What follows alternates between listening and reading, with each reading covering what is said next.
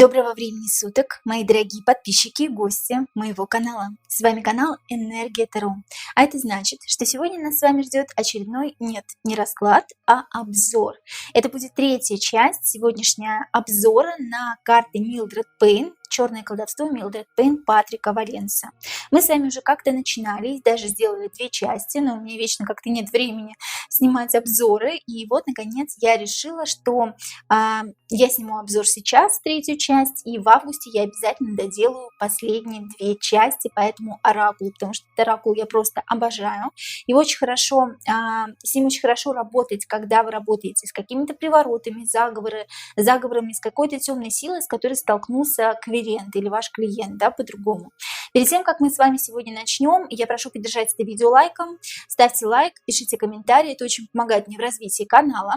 Также, если вы еще не подписались, то предлагаю это сделать прямо сейчас, нажмите на колокольчик, чтобы не пропускать новые видео. Ссылки на все мои социальные сети есть в описании под любым видео на канале. Также у меня появился канал на Бусти для тех, кто смотрит не только мои обзоры, но и мои расклады. Посмотрите, пожалуйста, шок-расклады на Бусти, я думаю, что вам очень понравится. За подписку всего в 299 рублей вы получите тот контент, которого нет здесь на YouTube-канале. Также у меня появился телеграм-чат, где мы общаемся с подписчиками, и именно вы можете стать тем подписчиком, который подскажет мне, что должно быть на моем YouTube-канале или на канале на Бусти. А мы сегодня с вами продолжаем обзор Милдред Пейн, черное колдовство Милдред Пейн. Если кто не видел первые две части, пожалуйста, переходите по ссылке под видео, в описании под видео, или где-то здесь появится QR-код, куда можно перейти на первые две части. И начинаем мы с 21 карты. Остановились мы на 21 карте. Это карта нападения. Что мы видим на карте? На карте у нас трое львов, 3 льва, которые раздирают на части демона. Уже капает кровь с него, да, они его рвут зубами, когтями. Луна на карте растущая, обратите внимание, с нее тоже капает кровь, так как она жаждет продолжения и смерти. Обратите внимание, что демон будто и не демон вовсе. Почему?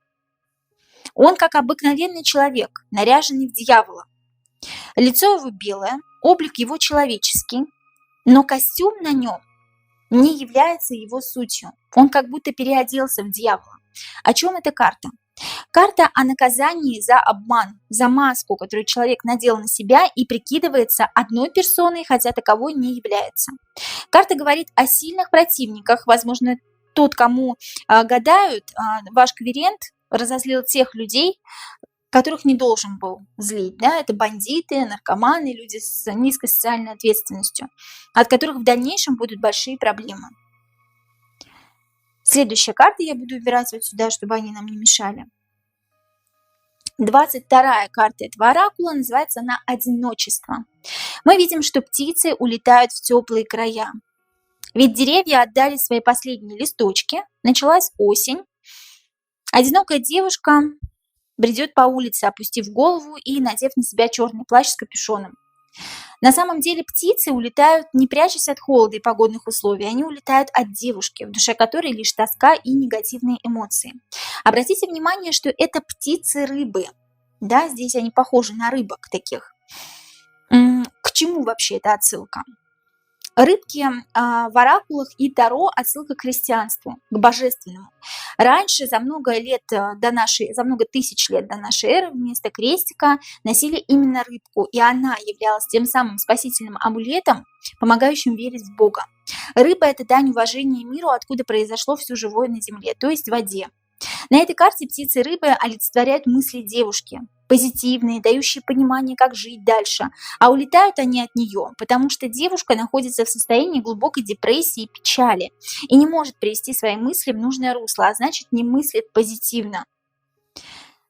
Поэтому у нас тут и осень, и голые деревья, и черный плащ, как намек на пустоту души девушки, и эмоциональное выгорание, а капюшон у нас как способ укрыться от внешнего мира. Когда карта выпадает вам в раскладе, клиенту необходимо задуматься о своем моральном состоянии, обратиться к специалисту и не игнорировать попытки окружающих помочь ему. Следующая карта, 23-я, и карта называется «Убийство ведьмы». На карте явно вот-вот свершится возмездие.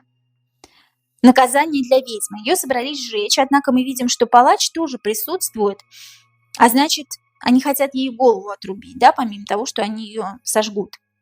Судья зачитывает вердикт, а двое из ларца, два одинаковых человечка, да, в одинаковых костюмах, они как люди из суда присяжных, приводят приговор в действие.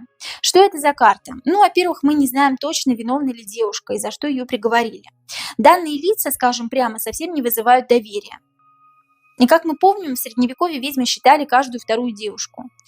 Был даже такой интересный факт, я вам сейчас расскажу. Эта история действительно реальна, что мужчина вдруг заметил перемены в своей жене, что она стала лучше выглядеть и даже носить ажурные чулки. А на те времена это была, такая невероятная роскошь, да, это тоже было средневековье. Он счел ее ведьмой и поджег, а она между тем просто хотела обратить его внимание на себя в интимном плане. В любом случае, то, что затеяли эти четверо, явно противозаконно. Падающая звезда на карте как отсылка к загаданному желанию. Увидела звезду только девушка. Обратите внимание, взгляд ее обращен на звезду, а остальные эту звезду не замечают. Именно поэтому девушка загадывает желание на упавшую звезду. Она загадала желание вернуться и отомстить после своей смерти. Как раз именно месть и произойдет по сюжету следующей карты, но об этом позже.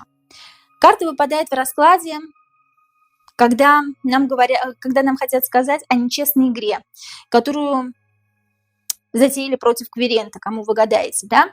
Его предадут, жестоко осудят или выиграют дело против него в суде. Однако у него есть все шансы поквитаться с обидчиками.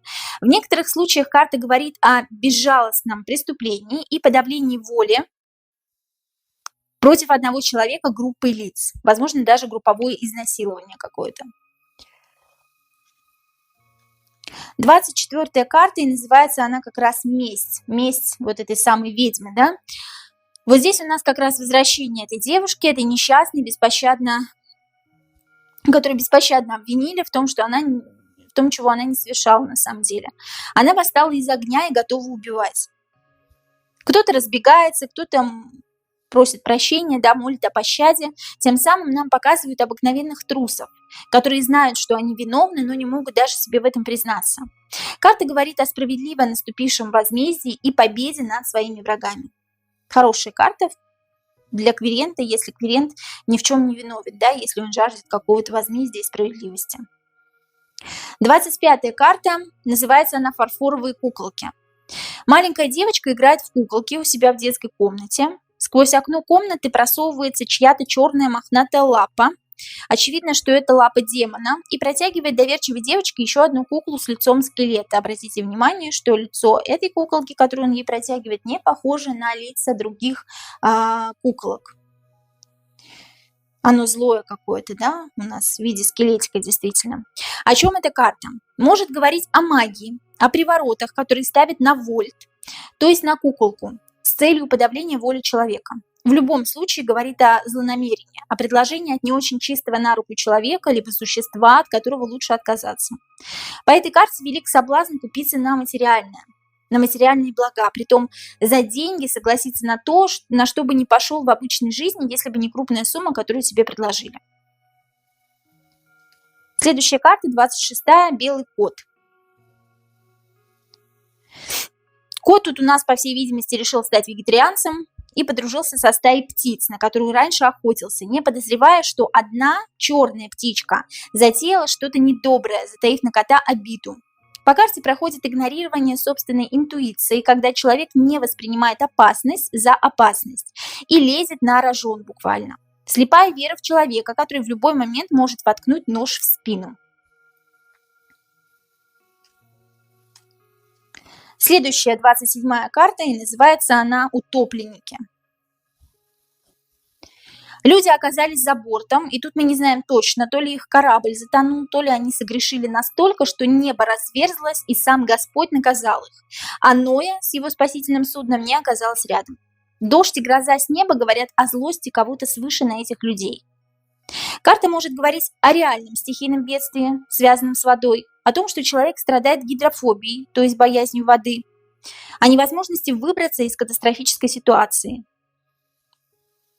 И о грехах, которых тонет кверент и не может избавиться от мысли, что он преступник.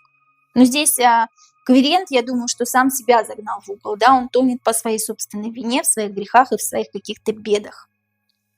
28-я карта, называется она «Фермер». Трудолюбивый фермер пашет на своем поле, запрягая при этом какого-то дьяволенка, которого мучает, да. Здесь карта говорит о использовании кого-то или чего-то в личных целях для удовлетворения самых алчных потребностей. Возможно, ваш труд используют на работе, копируют все ваши идеи, выдают за свои. Или родственники решили, допустим, оставить вас без наследства и все забрать себе, перед этим хорошенько вас использовав и наживиться на вас, да, не только наследство, но и еще чем-то другим.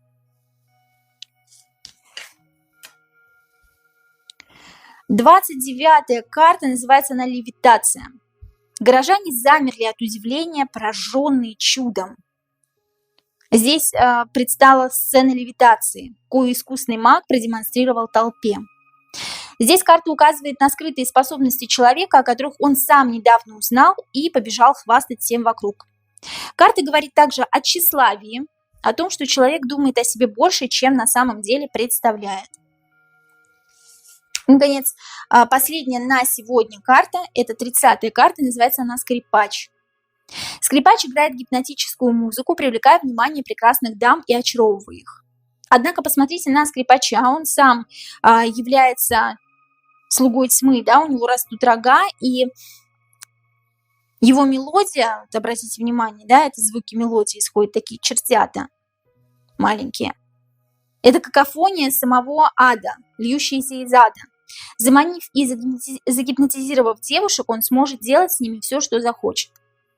Здесь могут проходить пикап-парни, которым необходимо лишь самоутвердиться, и объект желания нужен на одну ночь. Нарциссы, заманивающие своих жертв, лярвы, женского и мужского рода, кстати, и черные привороты, опьяняющие объект желания.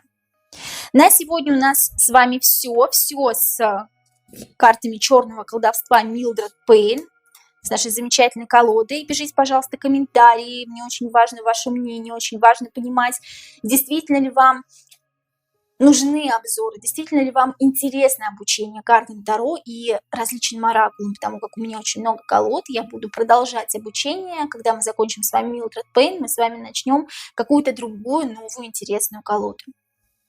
Ставьте лайки, пишите свои вопросы, если они есть, а я вас очень люблю, и до новых встреч!